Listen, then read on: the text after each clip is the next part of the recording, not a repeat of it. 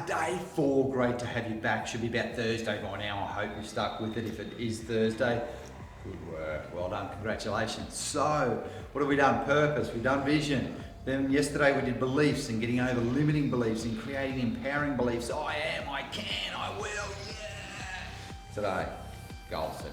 So there's no good having a fantastic vision for your future or knowing why you're here with a purpose unless you've got a really good action plan and a strategy of what you're going to do to achieve all that, right?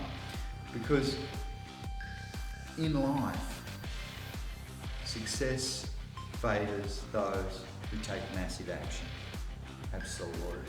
And goal setting is a really important part of life and a part of your day.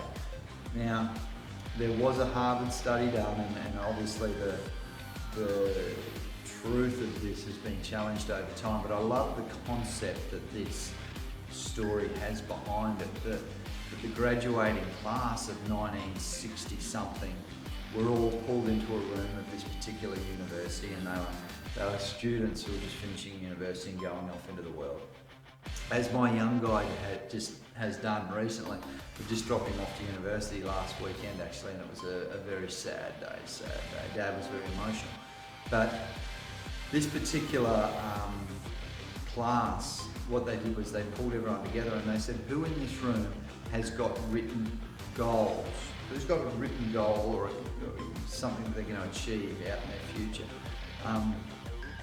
And of the class, something like 3% of that class had written goals. Now, they went back 20 years later and pulled the surviving members of the class together, and what they found was that the 3% of people in the class that had written goals,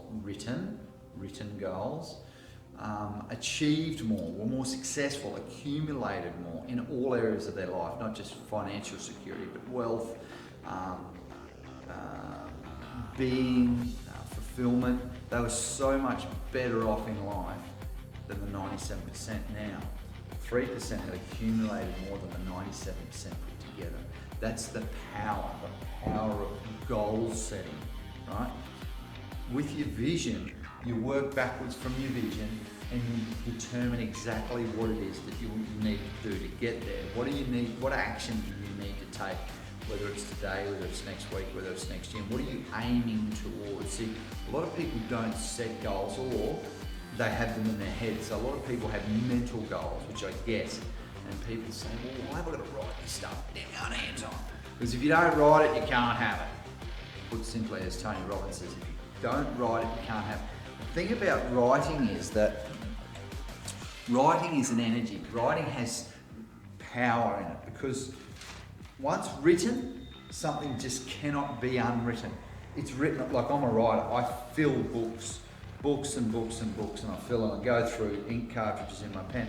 And I'm always writing something down because I want to both remember it, but I want to commit to it. Once it's written, it's a commitment, yeah? That's why a lot of people don't get as much achieved as they want to, whether it's on a daily basis or whether it's on a long-term basis. They just don't commit it to writing. They don't get it down on paper. So, the thing about this is that there's a couple of things that we want to talk about today when it comes to goal setting. The first one is that goals give you actions. They give you an action plan. They give you all of those things that you need to do. Now, don't just make your goals a to-do list. Goals need to be compelling. Goals need to be exciting. If your goal is to get the house cleaned every Friday morning or every whatever, or get the washing hung out by 3 o'clock every day, not compelling.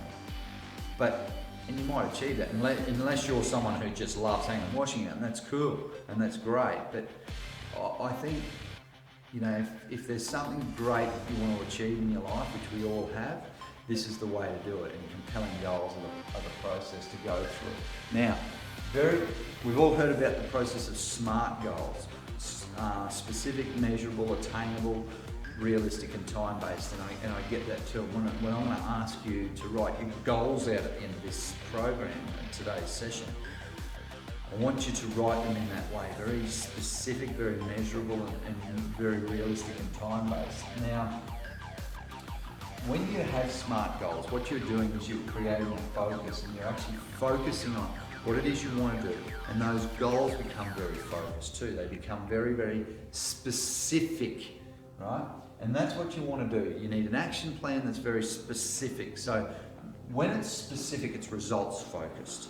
So you know exactly what it is you're going to have achieved when you've completed that goal.